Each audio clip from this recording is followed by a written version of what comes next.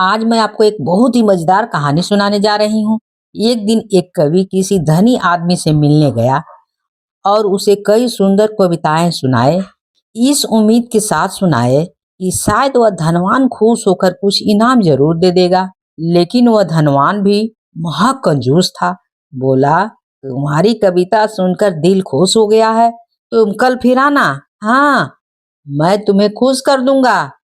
कल शायद अच्छा इनाम मिलेगा। ऐसी कल्पना करता हुआ वह कभी घर को पहुंचा और सो गया। अगले दिन वह फिर उसी धनवान की हवेली में जा पहुंचा। धनवान बोला, सुनो कवि महाशय, जैसे तुमने मुझे अपनी कविता सुनाकर खुश किया था, उसी तरह मैं भी तुमको बुलाकर खुश किया हूँ। हाँ, तुमने मुझे कल कुछ भी नहीं दिया, इसलिए मैं भी कुछ तुम्हें नहीं दे रहा हूँ। हिसाब किताब बराबर हो गया। कवि बेहद निराश हो गया। उसने अपनी आपबीती एक मित्र को सुनाई और उस मित्र ने बीरबल को बता दिया। सुनकर बीरबल बोला, अब जैसा मैं कहता हूँ वैसा करो। तुम उस धनवान से मित्रता करके उसे खाने पर अपने घर बुला लो। हाँ, अपने कवि मित्र को भी बुलाना मत भूलना, समझे? मैं तो खैर वहां मौजूद रहूंगा ही। कुछ दिन बीत गए। बीरबल की योजना अनुसार कवि के मित्र के घर दोपहर को भोजन का कार्यक्रम तय हो गया। नियत समय पर वह धनवान भी वहां आ पहुंचा। उसी समय बीरबल, कवि और कुछ अन्य मित्र बातचीत में मशहूर थे। समय गुजरता जा रहा था, लेकिन खाने पीने का कहीं कोई इंतजाम नहीं था। वे लोग पहले की तरह बातचीत में व्यस्त थे।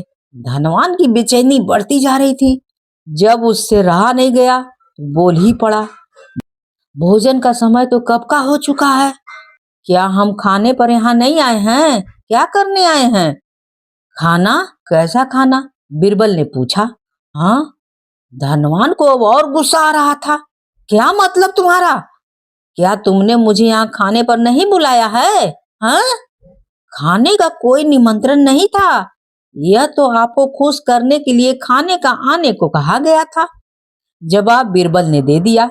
धनवान का पारा सातवें आसमान पर चढ़ गया। क्रोधित स्वर में बोला, यह सब क्या हो रहा है?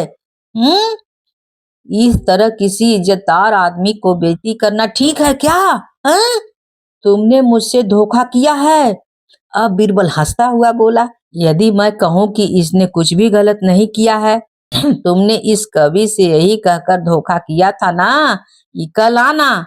तुम जैसे लोगों के साथ ऐसा ही व्यवहार करना चाहिए, समझे? धनवान को अब अपनी गलती का आभास हुआ और उसने कवि को अच्छा इनाम देकर वहां से विदा ले लिया। वहां मौजूद सभी लोग बीरबल की प्रशंसा भरी नजरों से देखने लगे। अगर कहानी अच्छी लगी हो तो please like share and subscribe तो कर ही दीजिएगा, भूलिएगा बिल्कुल नहीं।